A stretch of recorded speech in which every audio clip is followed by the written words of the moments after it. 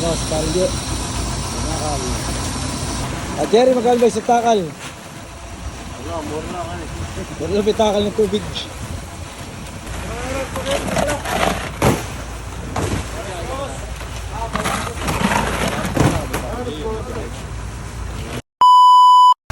Good morning mga kasimilya.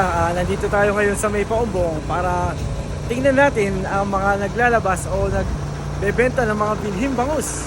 Ang mga sukat nito ay 2, 3, 4 at 3, 4. At meron pa nga dito ay ibibiyahe ng Batangas. Tara po, samahan niyo po ako.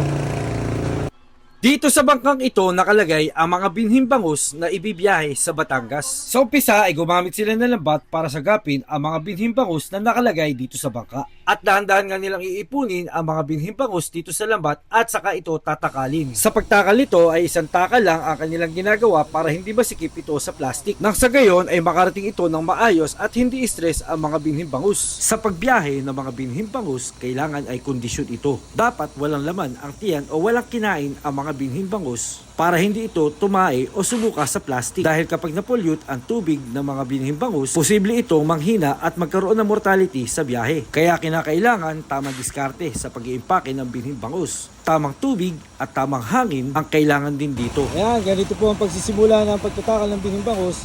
Dito ay meron silang tubig na nilalagay sa plastic. Ayan, ganito na po ang takal. Ang binhi po na to ay ibibiyahe sa sa Batangas. Tinapos muna nila ang pag-iimpake ng mga binhing bangus bago ito ikarga sa truck. Nang sa gayon ay dire-diretso ang pagkakarga nila ng mga binhing bangus sa truck.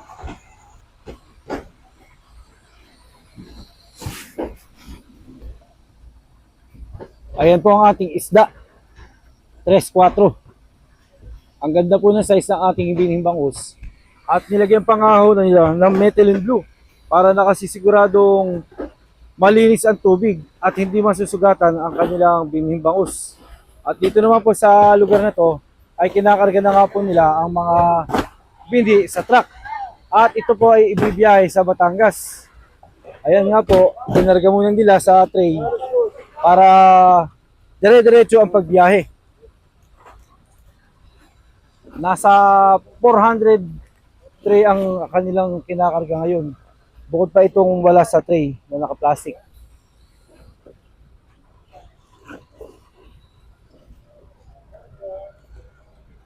At ito nga po, mayroon sa biyahe po, dahil mainit ang panahon, nilalagyan po nila ng yelo. Ito ang yelo na tube ice. At ang tagalagay po si Kagante. Ay, mga magandang lalaki po yung mga ero. Mga masisiyahin po yung mga tao dito dahil yung kanilang amo ay yung boss. Ay masiyahin. Shout out Boss Ricky. Ayan, dire-diretso. Ang laki yun ng truck na to. Ayan. Ay, si Idol, isa kaway kayo dyan, Idol. Ito ay biyaheng Batangas.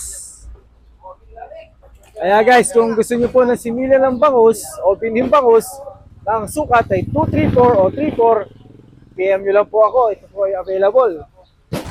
Pare, baka gusto ka may shoutout. Ayan, shoutout po Sa mga katropa. mga tropa. Sige po mga kasimilya, hanggang dito na lang. Salamat.